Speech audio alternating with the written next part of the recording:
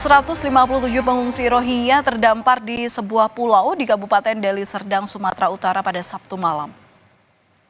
Para pengungsi Rohingya akhirnya ditempatkan sementara di sebuah pulau kosong di Desa Karanggading, Kecamatan Labuhan Deli setelah tiba akhir pekan lalu. Untuk sementara pengungsi Rohingya ini masih diterima dan diberi bantuan oleh warga. Namun warga Desa Kuala Besar, Langkat yang dekat dengan lokasi pengungsian berharap para pengungsi ini segera direlokasi.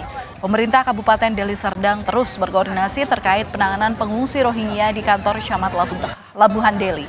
Diharapkan para pengungsi dapat segera direlokasi dan ditangani dengan baik. Ya, selama ini dari pihak kepolisian pemerintah desa bergilir terus siang malam itu menjaga.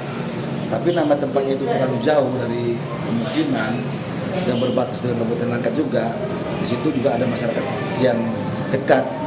Kabupaten Langkat itu juga sudah mulailah ibaratnya masyarakat itu rasa keberatan itu ada. Saudara, bantuan dari sejumlah